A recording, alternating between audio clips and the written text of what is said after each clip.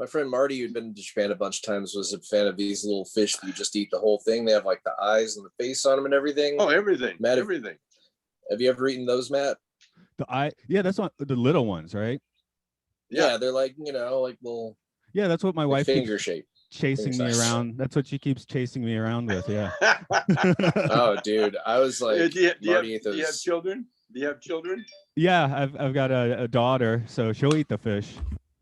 Oh, it's a little hybrid then, huh? Up here comes the Luke member. Yep. One card. Luke's there. No, you. Luke's here. Not in image view yet. I went galley view. There we go. Okay. I guess he's connecting. Here he comes. Yeah, there we go. Okay. Hey, Luke. Oh, there you go. Good morning. Good morning or good afternoon or whatever it is. Whatever works for you. 8 in the morning for us. So, okay, this is the full crew then. So Tommy, what basically, we're just going to let things go where they go. We'll do an introduction. The plan is to, of course, talk about Up in Smoke a little bit, but sure. As we said, we definitely want to talk about Godzilla as well. That's that's a big thing. And then just any Chong thoughts. That's one of the reasons I was like, man, I really want this guy, to on, because just some of those concepts and ideas are just very cool. So I want to get into some of those. Oh, okay. Well, you lead the way, my master, and I'm there. Okay. You need to record anything, Matt? Go ahead, and I'm recording, but go ahead and do it as well. Doesn't hurt. Just the Zoom? Yeah. All right. Just in case something. You have to give me permission. Wonky. Oh, okay. Let me see. Was it like a vampire going to your house? Something like that. You just have to say. You have to say it. Mute. Allow participants. Lock meeting. Ask all. I'm not finding it, but it is recording, so it says recording. Yeah, I'm sure yours will be fine. Okay. Yeah, you've been in Japan for a while, haven't you? Oh yeah. It's working, ours not. Oh, whatever. It's okay. Let's just do it. Yeah. Last time I was in the States was 2010. Wow. Yeah. Wow. I've been to Japan since the last time he's been here, which is were you there Were you there for the tsunami? I was teaching on the 6th floor of a building, and it was like the earthquake ride at Universal Studios. Oh my God. Except I just watched I watched the 10-year anniversary. It was pretty incredible. Have you seen that? It's a documentary. I haven't seen that. I probably should check it out, but yeah. Check it out. It's incredible. It shows, and you know what it showed more than that I was really impressed.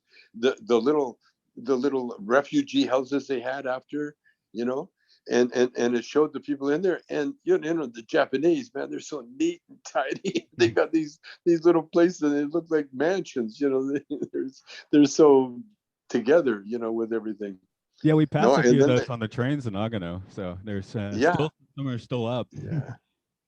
Yeah, it's Japan's incredible. You're so lucky, man. You're so lucky. You think the Japanese are neat and tidy until you go in their houses. It's like they keep their rest of their life so tidy. Their house, they just chuck stuff everywhere. Oh yeah, it's like a hoarder's house. Well, they got no shelves or closets, So there you go. Yeah, I dig it. I dig the Japanese lifestyle, everything about it. Except I get gout when I eat, the seafood. When I was in Kyoto, I got the worst case of gout that I had to go to the doctor. And they, the doctor gave me this big ass needle, man, in the foot. Woo! I'll never forget that. Oh no! But it fixed it, whatever it was, it fixed it. Yeah. Apparently they get gout over there quite a bit because of the diet. Yeah, actually, one of our colleagues did actually. And my Scott in Tokyo, he also has the gout, so I guess it is a thing here. Huh. I'm glad I don't eat the fish then. Yeah. One of my friends has had a problem with it for years, and then he just recently started dating like a pescatarian. So they just ate fish for a long. He assumed the fish was okay for it, and then doctor was like, "Actually, no. It's been the worst. It's terrible. It's the worst. Well, the thing is, it depends on where you grew up. You see, I went to a dermatologist, and she said to me, because I grew up, in the mountains, kind of in Calgary, Alberta, Canada, and my body's not equipped to handle a lot of seafood, and so she said a little bit, now and then, but for the most part, stick to the diet that you grew up with, and you'll be okay. And I've been doing that. Man, I screw up eating hot dogs. I'm screwed. yeah. Well, I like the vegetarian diet. I'm on it now, and it's kind of, I'm a vegetarian, but I eat meat once in a while. So yeah, it's moderation's best. Yeah, including moderation. I guess we should actually do a proper intro, because I'm gonna edit that later in anyway, because that's fun, right? Luke, you got your year down? In the year 1978, everything went up in smoke. Okay, that works. That works. So yes, we're doing the Weird Sci-Fi Sanctuary today. This is kind of our cheat month, where we're doing some other movies and things like that. This one does have like a fine THC resin that I guess could count as science fiction, but it's still cheating. So this is Matt. This is Luke. Welcome to the Celluloid Sanctuary. We're doing Up in Smoke today. We're kind of double guesting here. One of them is a regular in the sanctuary, and him and I in our early 20s, ran around doing our Cheech and Chong impressions. So it seemed like a good guy to bring in, and the other guy's Tommy Chong. So that's all the introduction I need to hear, I think. So I'm Mark Malek. Good. You never said Malek. I'm some guy. I used to smoke. Hello. Don't we all? Yeah, but yeah, thanks for coming in, because you don't have your name on. I mean, you got your name in the title, but you actually understand directed it as well. Well, the thing is, there was some argument about it, but every time they'd say, well, who wrote the script?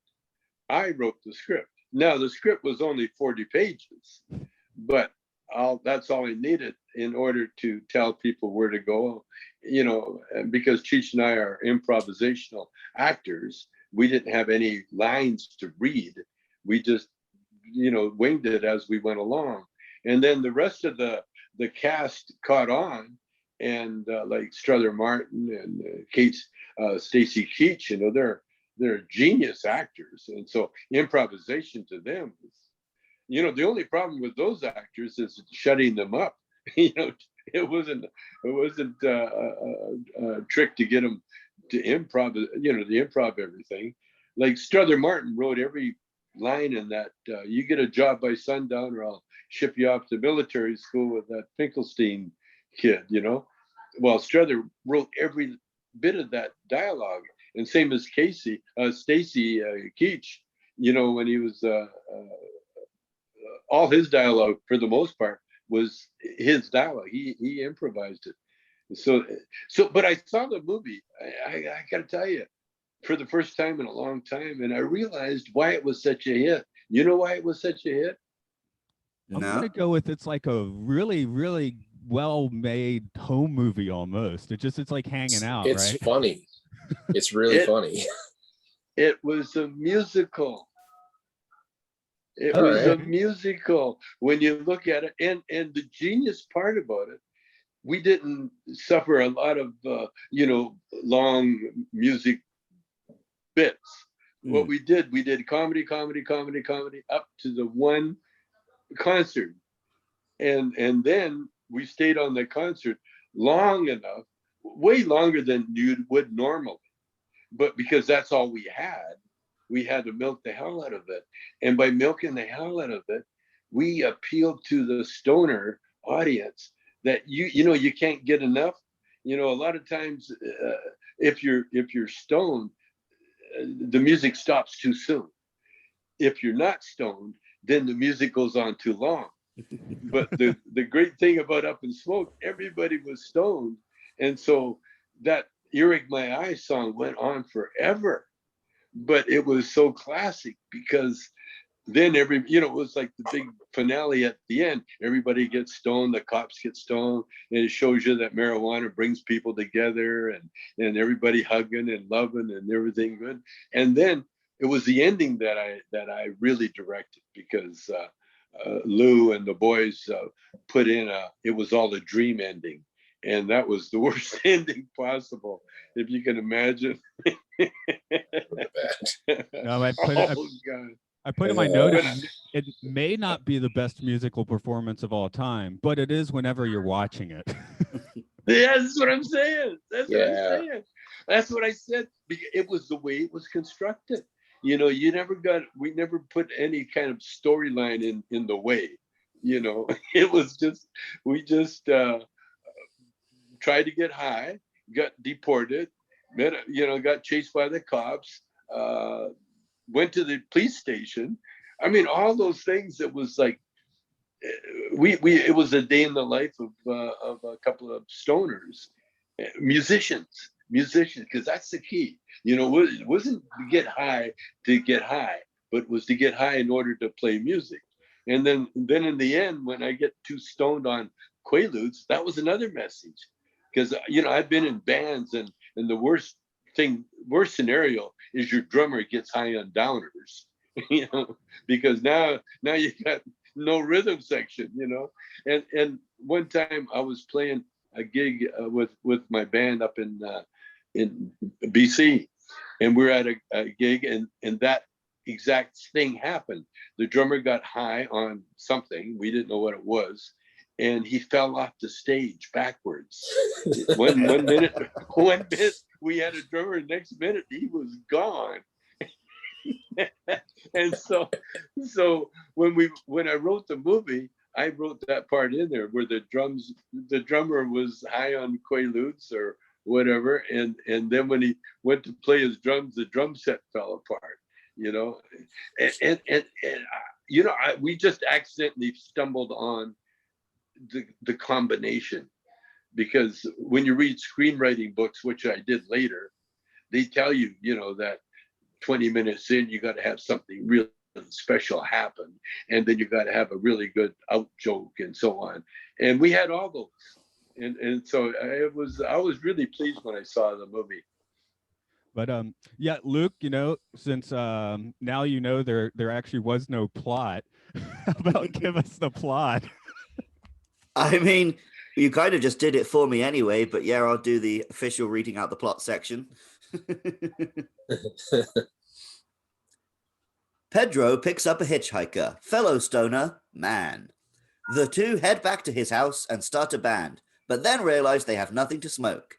This leads them on an epic quest that takes them to Pedro's cousin Strawberry, a shell-shocked Vietnam vet, down to Mexico, and then back up to the States in a van made entirely of marijuana, all while being pursued by Sergeant Stadenko. They both manage to piss on the sergeant along the way before heading to a battle of the bands and winning by getting the entire audience stoned. That's it. Nice. That's it. Now, in there were some good messages. The being deported.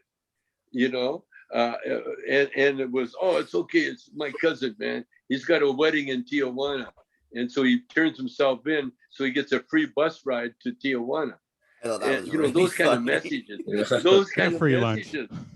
Yeah, and then we had the wacky, the coke sniffer, June Fairchild, when she's doing that, those sounds that she made, those were iconic moments that I knew she could do these weird things with her mouth, and so I put her in the movie. She was an actress for sure. She's a qualified actress, but. Yeah, there was a lot of those moments in there. Spur of the moment, by the way. Cheech peeing in the hamper. That wasn't in any script.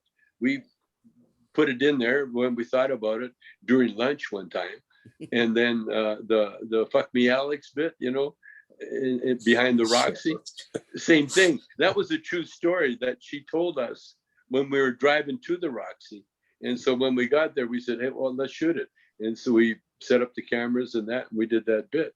So there was a lot, the freedom that Cheech and I had we could only do it one time.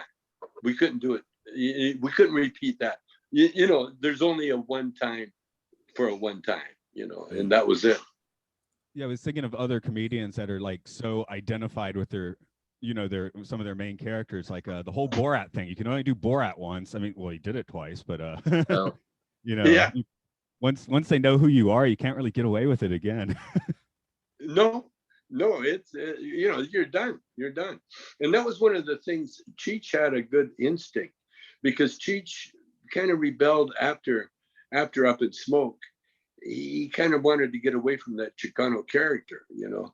And by the time we hit the Corsican Brothers, you know, he had been done, because it was kind of it was hard for him to do that character continually, you know, because he was such a well-educated Chicano, you know, and he's got all sorts of you know, brains with the Chicano art and history and, you know, all that stuff. It was like a professor putting on a lowrider outfit, you know, and becoming a lowrider. And if you look at the rest of our movies, he never reached that height of Chicanoism in anything after that. Well, I guess it was a trip to Nash Bridges eventually, which that was a good show, but very different character for him there. That's what I mean. He's doing Nash Bridges now.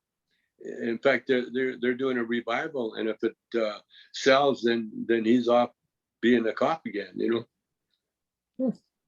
All the shows coming back, yeah. Yeah, those shows are, yeah.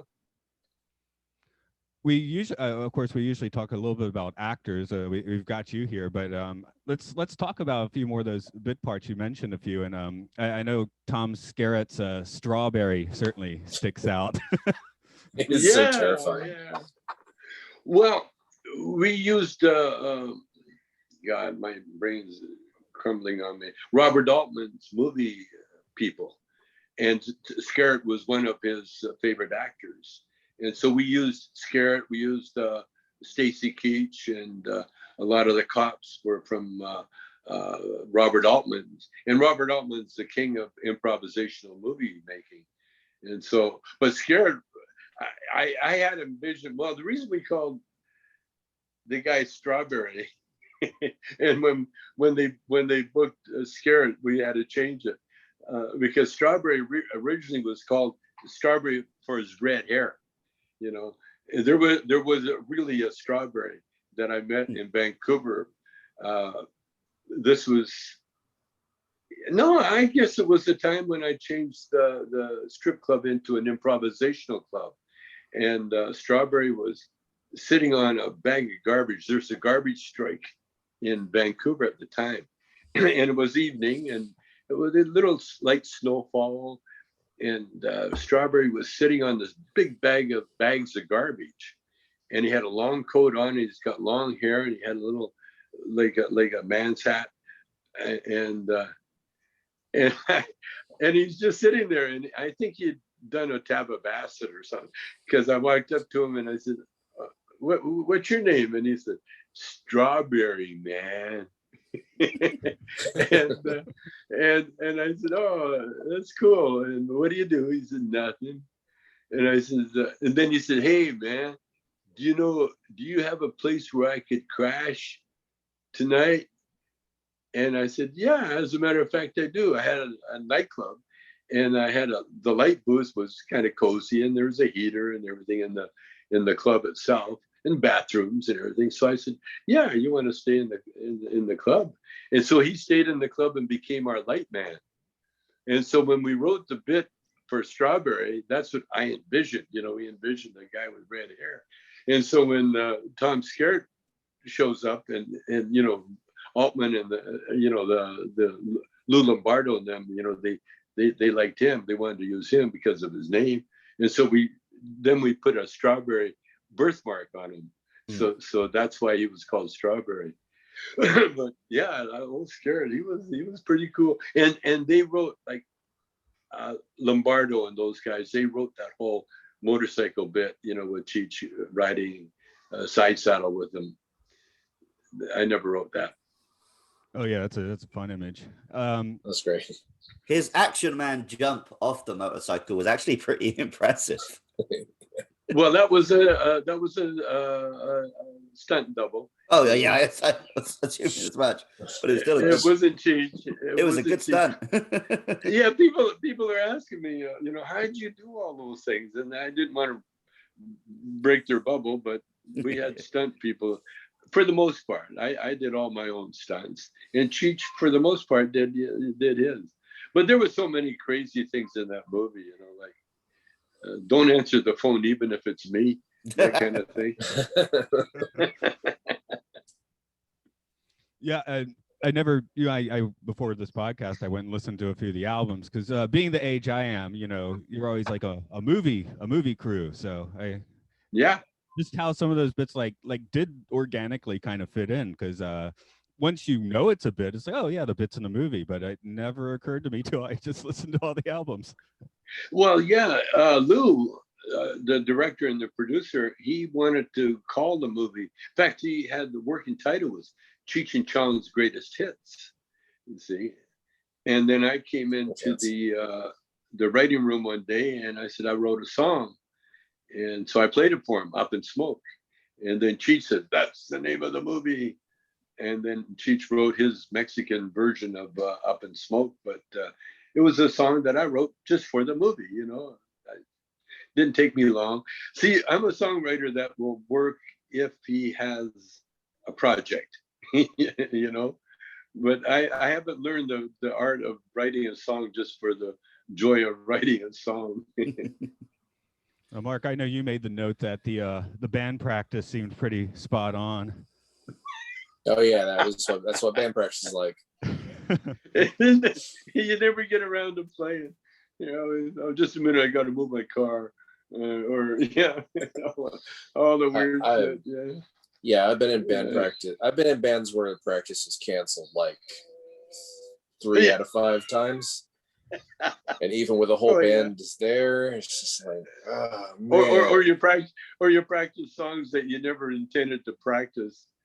You just end up playing like Inagata Davida for 20 minutes, then you can't practice. Yeah. And then you get to the gig, and then let's try the new song, and they go, no, I don't know it yet. Well, let's try it anyway. Yes. Yeah, I've been through a few of those. But you know what I did? I always hired because I owned the nightclubs. And so I would hire the best musicians that I could find. And they were usually jazz musicians because they were the ones that couldn't get work.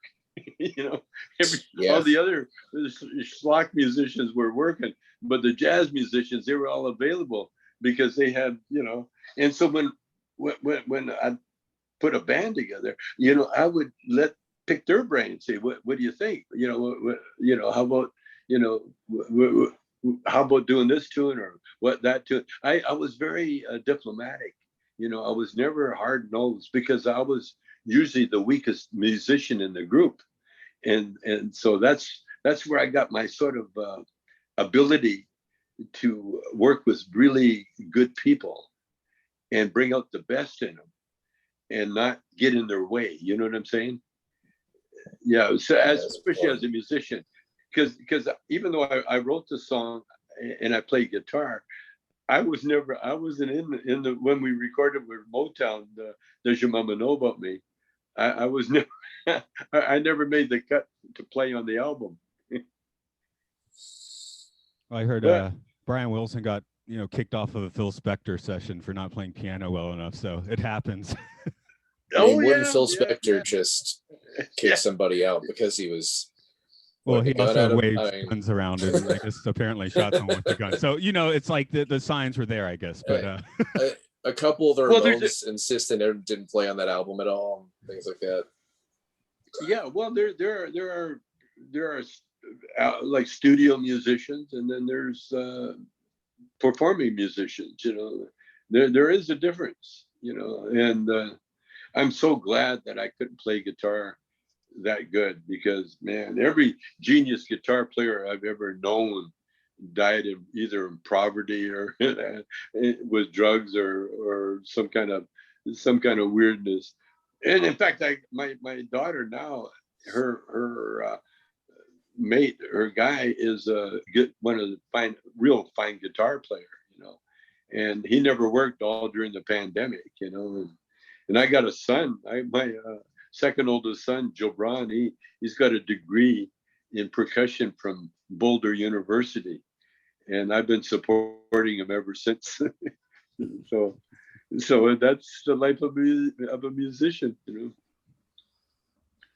Yeah. Now, one of the things we thought about going directly towards this, and Luke, I'm going to throw the ball your way to just get that Godzilla ball rolling a little bit. Well, I mean, I live in Japan now, and like 40% of the reason for that is Godzilla. Like, yeah. You just really want your home to be destroyed.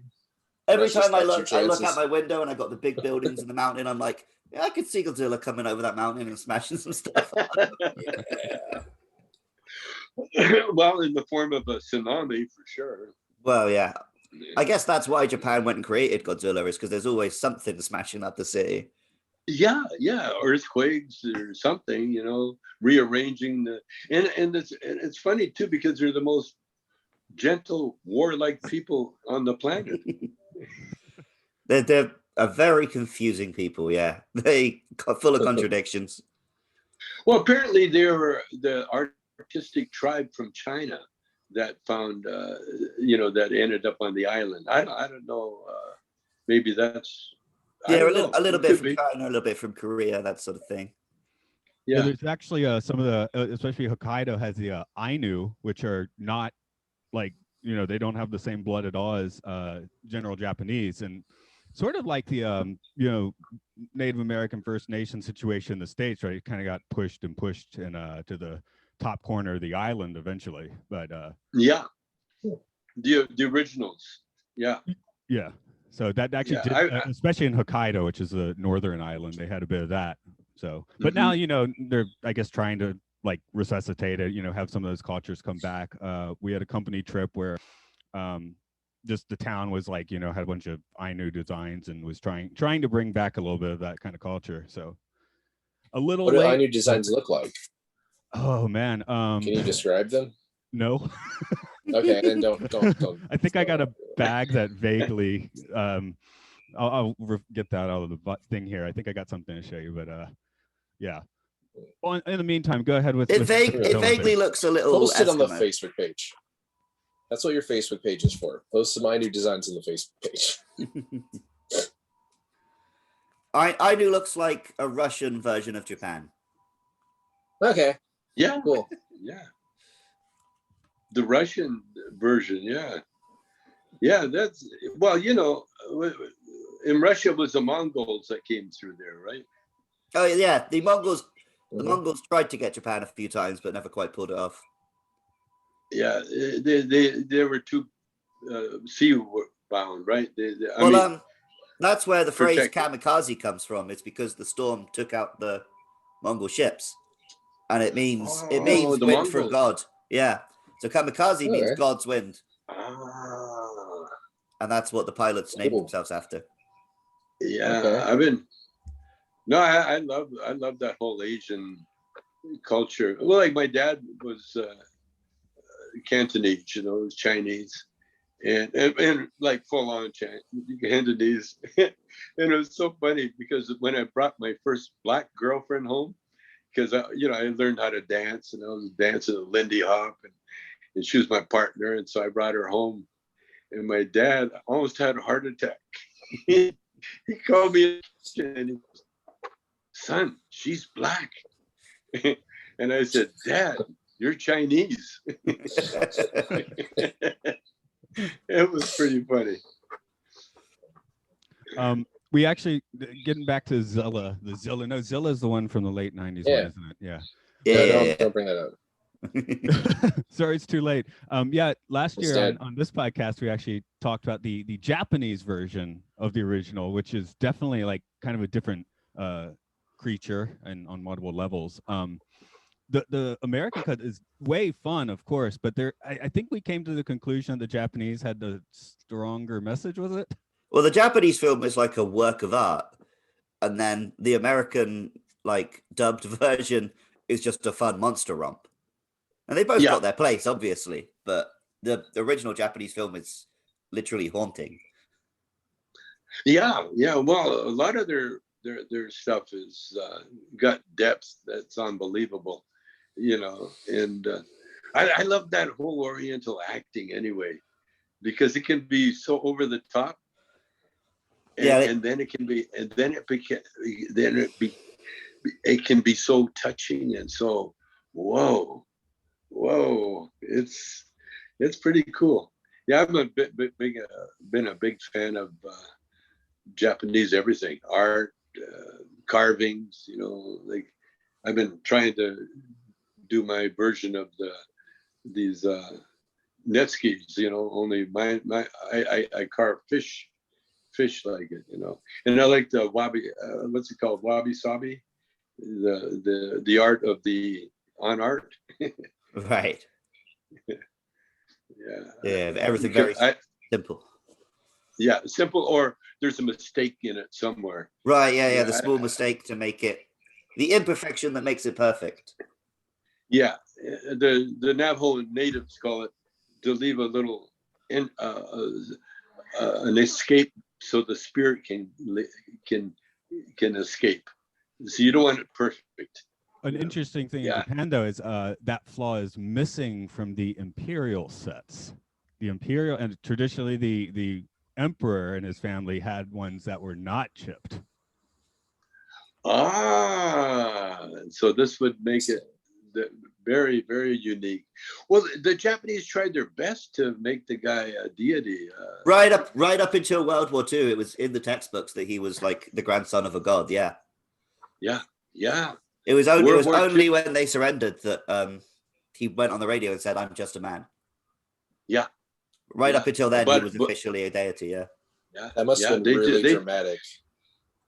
Like to live through. Well, most Japanese people had never heard his voice either, right? You were kept at quite a distance from the emperor, and I think most people were just shocked because he talks very softly, like, "Hello, I am Emperor Hirohito."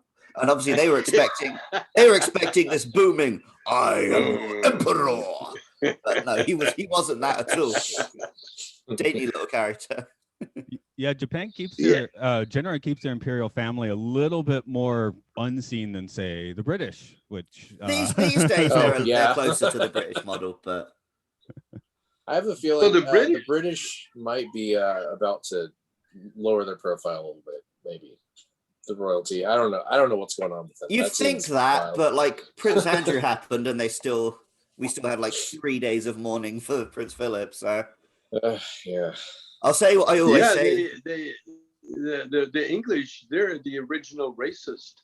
Island, the original. You can't get any more racist. We invented racism. We're trying over here. Yeah, we do our best. Yeah, but we sent that over there. Yeah, it is true. You did export it. So the racism. Anyway.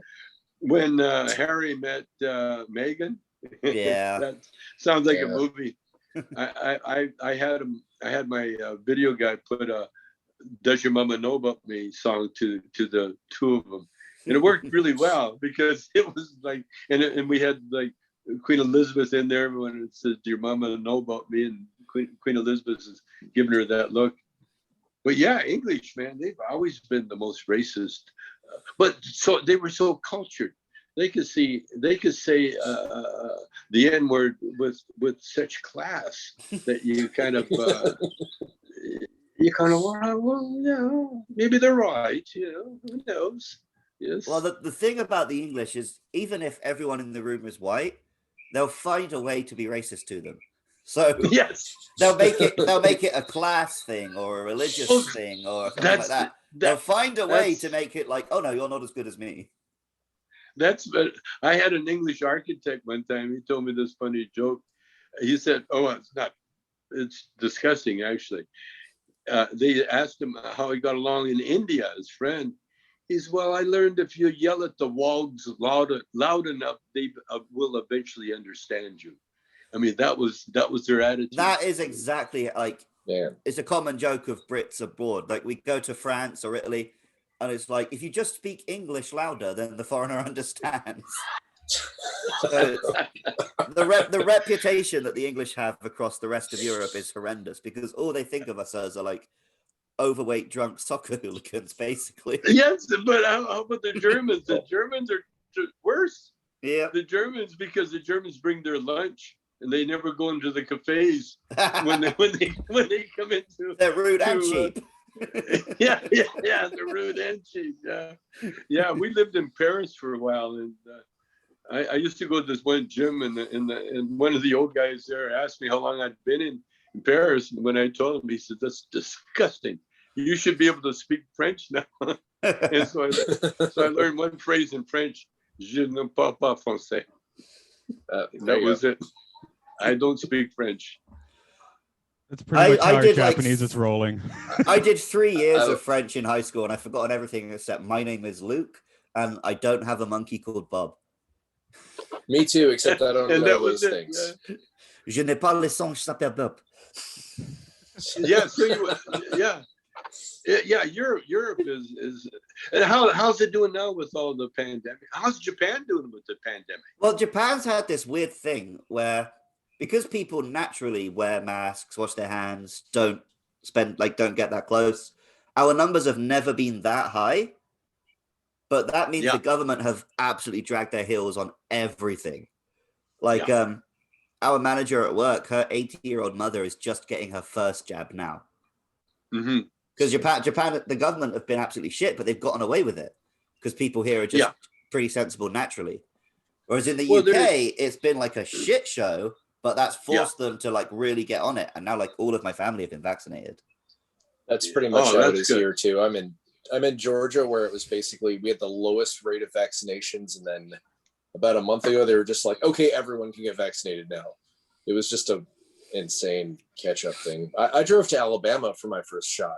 Like that's, you did? That's where we are. Because nobody in Alabama wanted one. What part of Georgia are you in? I'm in Atlanta. I'm just in the middle of it. You're in Atlanta.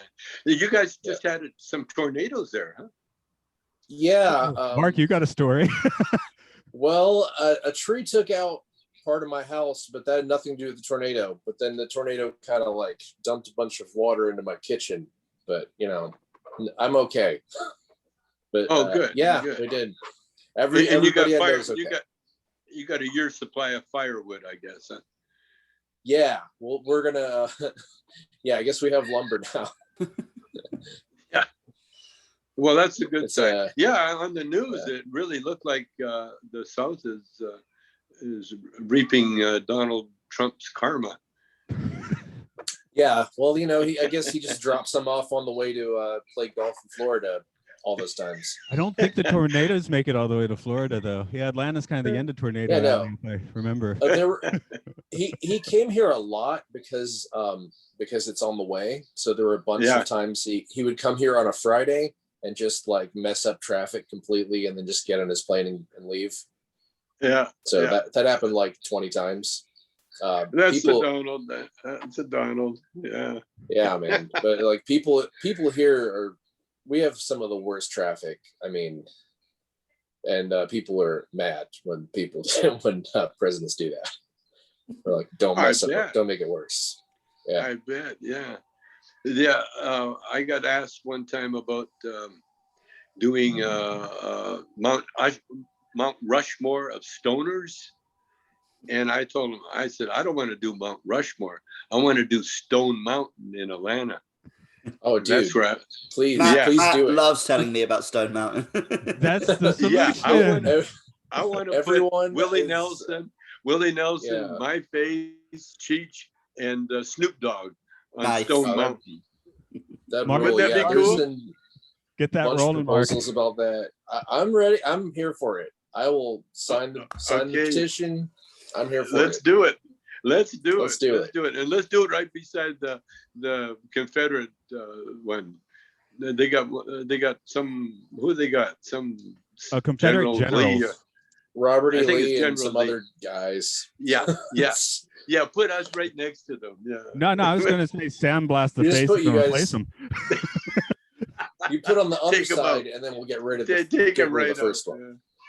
People Yeah, would be there's like, a lot of there's serious talk about how to get rid of that right now. Like that is a serious discussion. that's And a serious you guys solution. seen that? You seen how big that thing is? It's Yeah, Matt showed me really it's big. insane. It It took him huge. 100 years. It took him 100 years to carve that. And it would To only, carve it would it in only there. take 10 minutes to just bazooka it down. So Yeah, I mean, they could like sell that to somebody. Like they sold the Trump Tower demolition thing. They sold somebody Yeah. like they were like highest donor gets to blow it up. Amazing. You know, it'd be even better is to gay up everything. You know, make yeah. the horse. Yeah, put little frills and gay everything up. Well, it's like I was just would saying be the other nice. day what my idea was just to put a big like scaffold under it and charge admission like $25. Go there, spray whatever you want on it, but it's like it's spray that washes off, so you don't like it doesn't stay Love permanent. it. But you know, Yeah. yeah. That's a good one. No, Georgia's incredible. I Cheech and I used to work there all the time. You know, Oh yeah. we had a lot of good times in Georgia. People are great, man. The food is incredible. The airport, the food in the airport in Atlanta, Georgia, used to be world class soul food. It was the best. Like Pascal's, whenever we were right? driving, yeah. Oh, Yeah, all Pascal's is soul awesome. food. Oh God, it was good. Oh, I miss that Southern cooking. No, I used pre to- 9/11, Mark and I would hang out the airport for some reason. I think for the well, it's a train. huge airport, man. We would push each other on wheelchairs to the moving sidewalks, and you could do the thing where you're on the moving sidewalks, just like walking, but it looked like you're standing still. You know, walking backwards. You remember that time I ran up the down escalator? Oh yeah. Did you guys? I Did you can't do guys that have? now. Did you guys used to do the announcements? Oh man, Cheech, I wish. Yeah, remember I wish those yeah, that was announcements? awesome. Mr. I Dick wish we goes in found ya. Mr. Dick goes in ya. Paging Mr. Dick goes in ya. That was one of the Cheech used to do. Oh, he had a bunch of them, man. We'd be bored and we'd get on the thing and ask for all sorts of weird people. If we'd have Now- found the microphone, yeah, we would have done that. I Hey, did talking it a about few Jap- times in a furniture store. And then, Yeah. like 10, 15 years ago, I was working in a supermarket, so I could use that thing whenever I wanted. Oh, right. And I remember one day, David Cameron, the Prime Minister, was in town. And we were like, oh shit, is he going to come in our store? So I had my phone lined up with the Imperial March from Star Wars. And I was getting ready. If he came into our supermarket, I was going to start playing. Bum, bum, bum, bum, bum, bum, bum, bum. Yeah. But he never came in. Because I mean, I 100% would have been fired, but it would have been worth it. What do you think of the new guy, the Trumpy Oh, Boris? looking guy? Yeah. Yeah, I hate him almost more than I hate he's- anyone else on earth.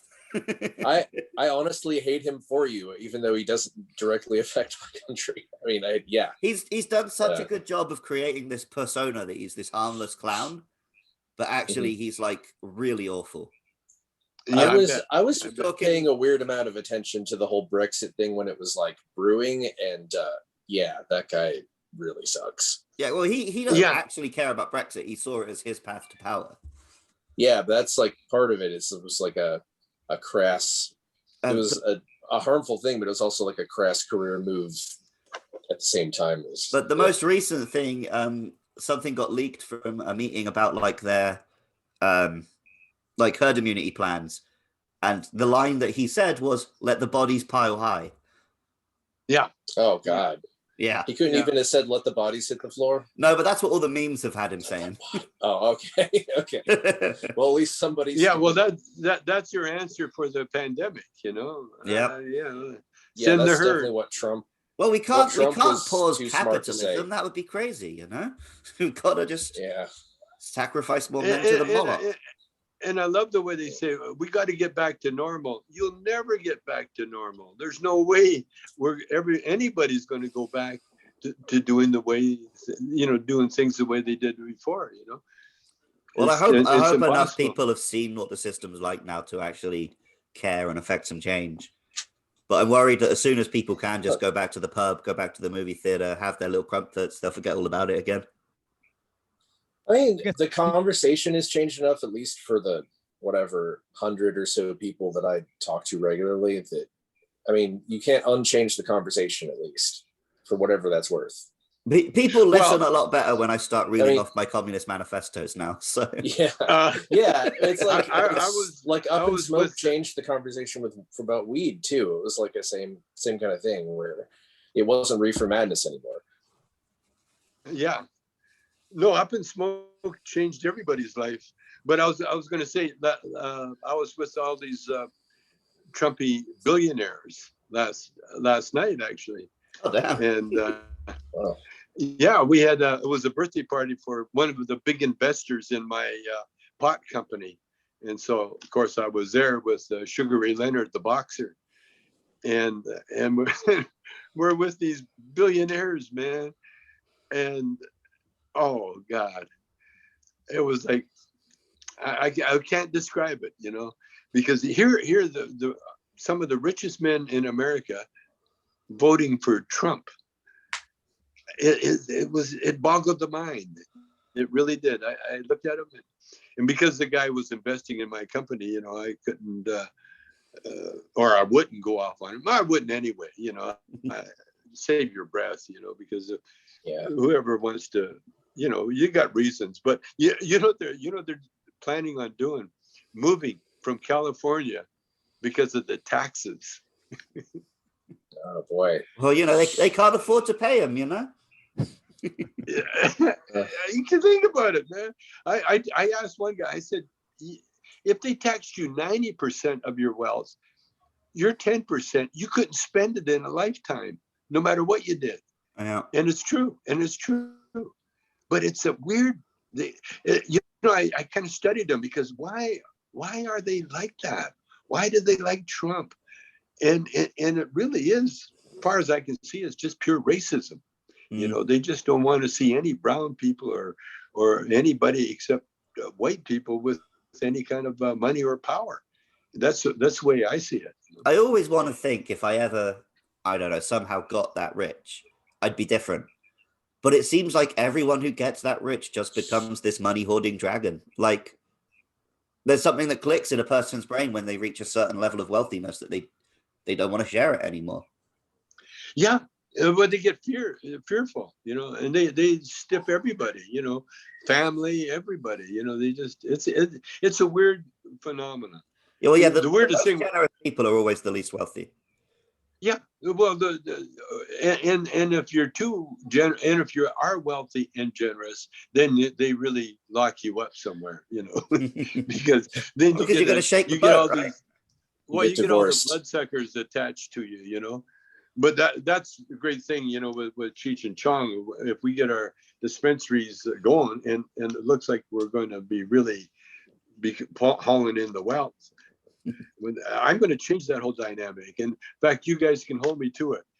You know, in a few years from now, I'll come back on your show, and we'll see if I really lived up to the promise. Because, you know, I got great ideas how we could help the world, because we got to help the world, you know, because it's where we live, you know. Yeah. Like Timothy Leary used to tell me all about, you know, his mantra was getting on a spaceship, finding another planet, you know. And I argued with him. I said, Tim, we're on a spaceship right now. It's called Earth.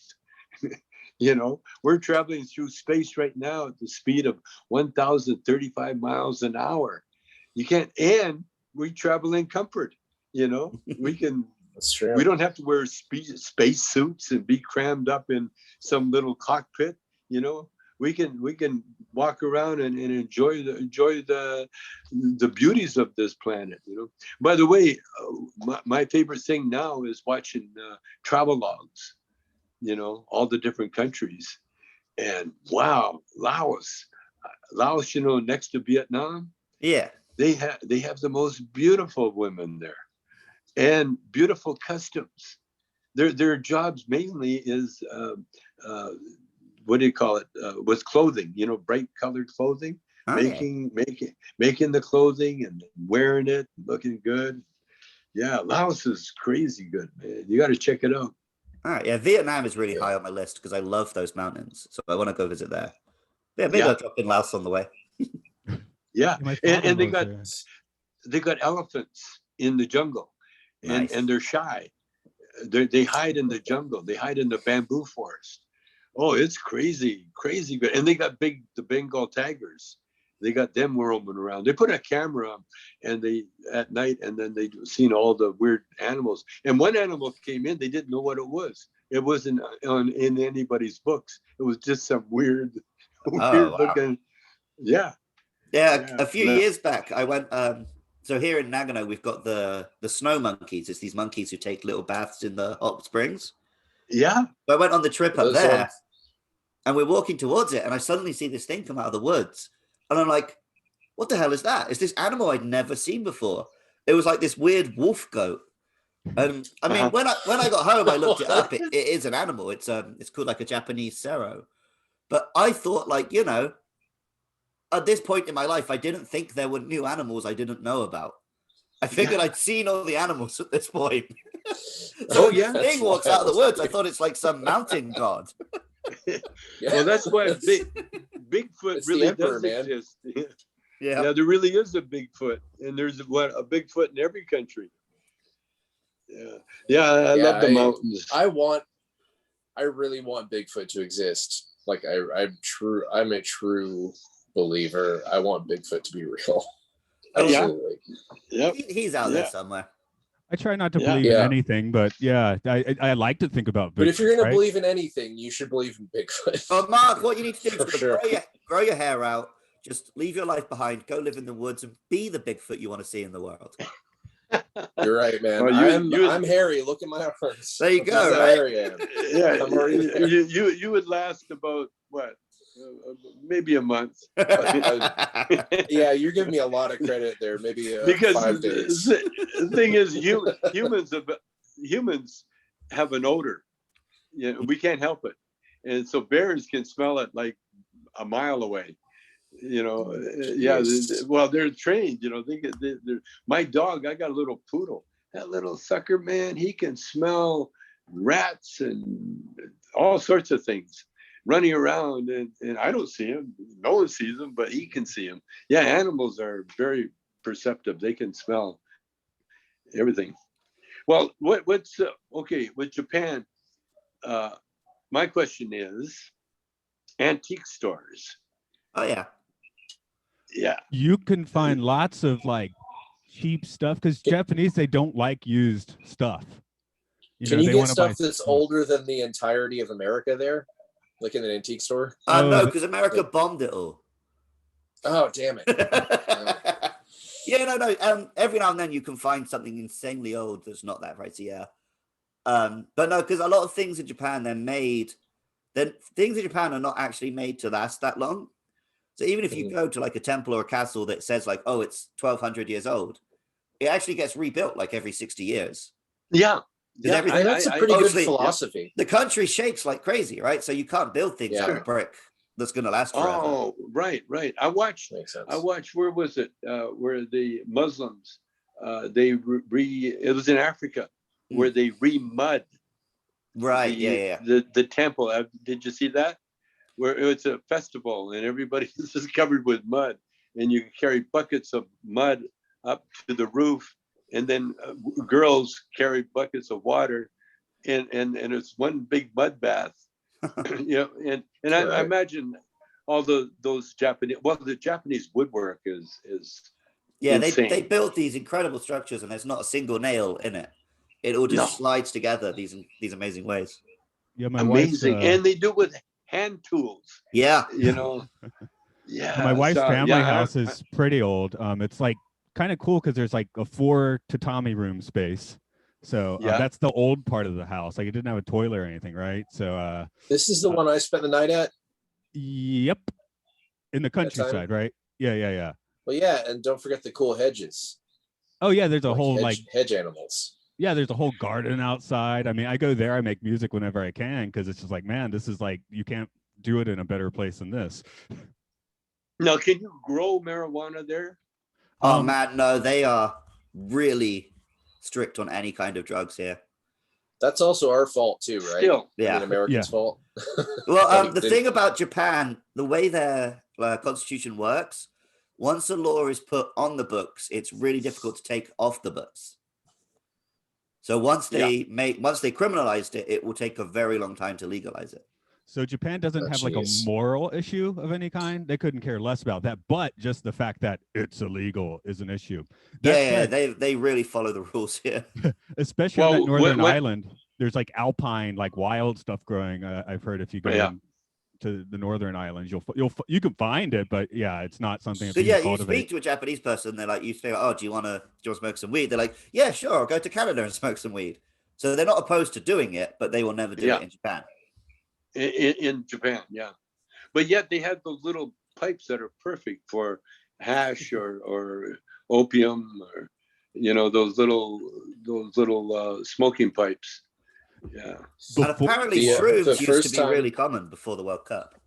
Yeah, well, I went. Yeah, when I went to Japan, but I forget what year it was. But anyway, it was after I got out of prison, so I think it was around 07. Somewhere, probably 07. Anyway, they tell you don't lie. So I told them about my drug bust. My pipe bongs. And the guy, he looked at my Rolex watch and he looked at my gorgeous wife, her expensive clothes, and so he told me, he says, "Okay, when they ask you, you lie." You lie. No drugs. You lie if they ask you. But go on in. Thank you. Yeah, they let us in because the tourist money and they it wasn't it wasn't like Paul McCartney. It was just a bong bust. But anyway, I didn't have to lie. They never hassled me after that, Right. We're coming close to hour, but you just mentioned the prison stint, which I've always thought if I ever got in prison, I'd probably like try and meditate my way as much into it, which it sounds like that's kind of what you did. You used it as a spiritual retreat or such. That's what I did. That's exactly what I did. I joined the Indian Sweat Lodge Society. Every major penitentiary in America is they're told to have a sweat lodge for the natives to practice their religion. And so the one I was in, we had a sweat lodge and we had Indian grounds, and it was a camp, so it wasn't walls or wire. And so we lived in the desert, but the camp, the Indian grounds was backed against the prison, and so when you looked out, all you saw was desert. No fences, no nothing, just desert. And the desert was magical. It was so good.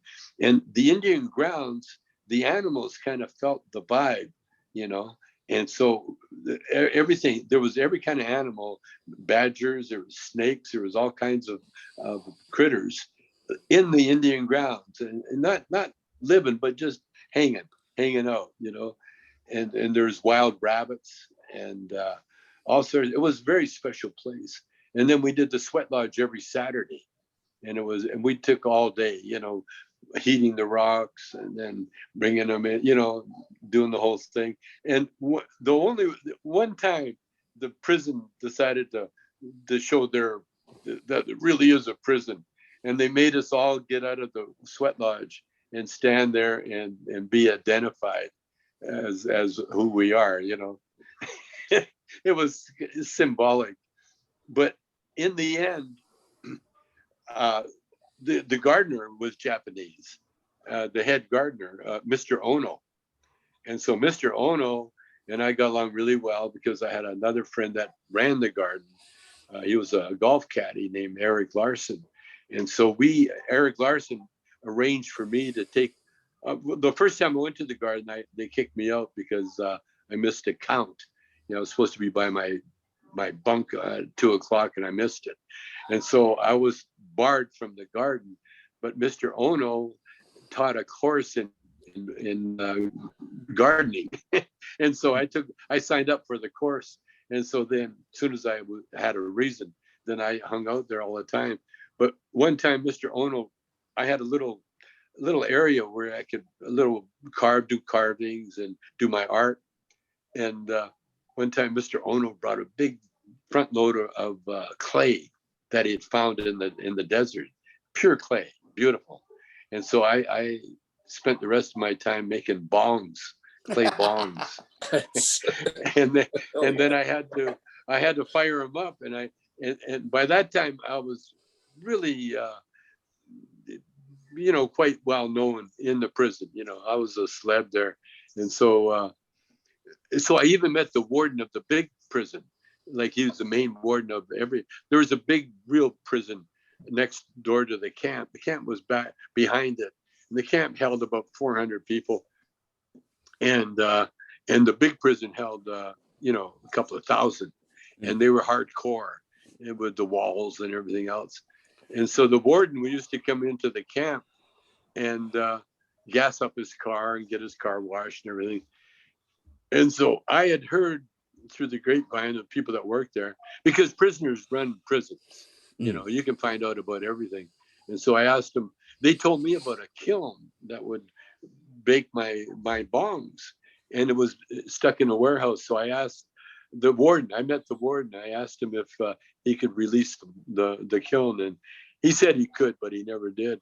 And so me and another guy built a kiln on the Indian grounds. And because the weekend, there was hardly any guards there, we fired it up on the weekend. And we had a big railroad tie burning, trying to get it hot enough. We never did get it hot enough, but it was fun trying. And we were talking just now about the difference between like moral and legal. And it's crazy to think that you went to prison for drug charges and now you're meeting billionaires to open like your weed shops. Isn't that something? What's that, like 10, 15 years apart? We have a lot of people being released from prison right now. Yeah, we got to get them out. Yeah, we're working on that now. Well, a lot of American prisons are privately owned. Well, yeah, it's the new slave force, right? They're not under any restrictions. They're not saving any money if they let you out early. Like the government, if the government's paying for everything, they don't want people in there. It costs money. But if it's private, and what they do, they use the prisoners as cheap labor. Yep. Because you got them in there, and you're paying them like 20. I got paid 15 cents an hour for working, and that's the kind of wage they give you. And believe it or not, those guys work their ass off for that little bit of money, and then they use it in the commissary, and so they have to buy prison stuff with their prison wage. It's pretty disgusting. And my friend, the golf caddy, he was working. He was in about 3 or 4 different prisons, and he was in one where they made missiles. Wow. Interballistic missiles. And that's what's going on in the private prisons. Yeah, we got to change that. Yeah, commit a bigger crime, or at least do the groundwork for a bigger crime, because once you've shot the missile, the war is always over.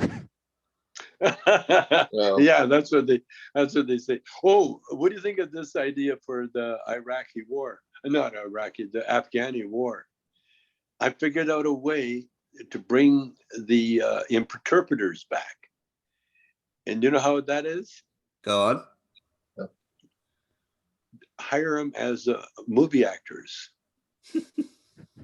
Do a movie about their interpreters, and hire each and every one of them and their families as actors in the project, and make the project go for at least a couple of years, which isn't hard to do.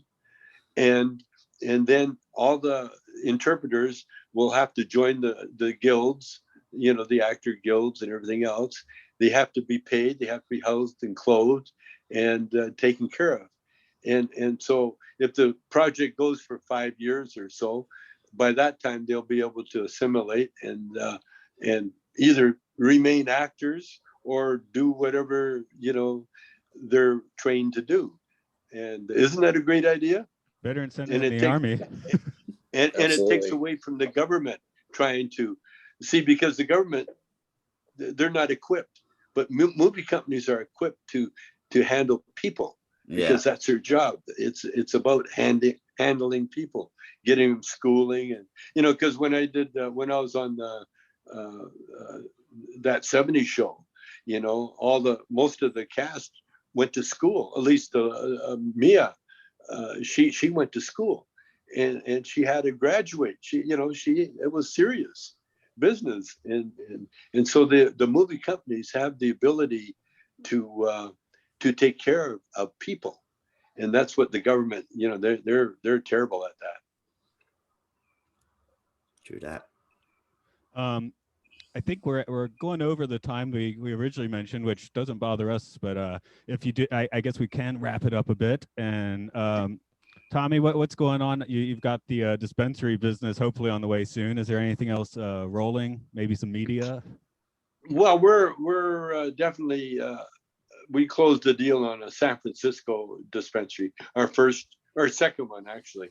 We got one in Cathedral City and near Palm Springs. And then good news on the CBD front, people are finding out that they can lose weight using my CBD's oil. Oh, yeah. Because it gives it gives them energy. And, Yeah, so they can start. CBD they can is a start. huge help. Yeah. I use that to So it eliminated my compulsive eating. So yeah. Absolutely. Yeah. Isn't that something? CBD oil is good for diet. And then THC is just good to get high with. That's why I do it. But other than that, man, everything's going good. We got a documentary. We're still working on it. It's been 5 years now, but so what? There's no rush. Everything's good, man. And thank you for letting me be on your show. I really appreciate it. No, definitely. Thanks for coming in. Thank you for everything. Very groovy. And we'll see you next time. Huh? Okay. Yeah. Thanks again. Cheers. Thank you. Adios. So long. Okay, Luke, I guess that gives a nice spot for you to do the thing. Yeah, if you've enjoyed this podcast, you can find it on Twitter at MLSFSPod. We're also on Facebook, YouTube, Apple Podcasts, Spotify. Wherever you find podcasts, just search Matt and Luke's Sci-Fi Sanctuary. And if you want to support this podcast and the other podcasts we create, you can go to patreon.com/podcastio-podcastius. And if you've enjoyed the music you heard in this podcast, you can find more of Matt's music at rovingsagemedia.bandcamp.com.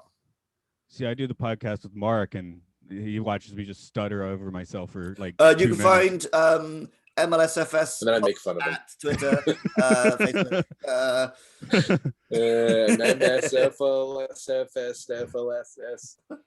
MLSFS. Speaking of which, Mark, you've got puppets, you got music. What's cooking? Hi, my name is Mark, and my studio was destroyed by a tree. You can just find me on a podcast or two on this here network. Okay. I would like to give my plugs to them. This is what you do now. Podcastius. Podcastio Podcastius. Podcastio Podcastius. Please support all the Podcastio Podcastius podcasts. Okay, sounds good. Oh man, who does the outros now? Mark, you can do it out. Mark does the outro. All right, man. We'll get in your van made of weed and light it on fire and drive out of this sanctuary.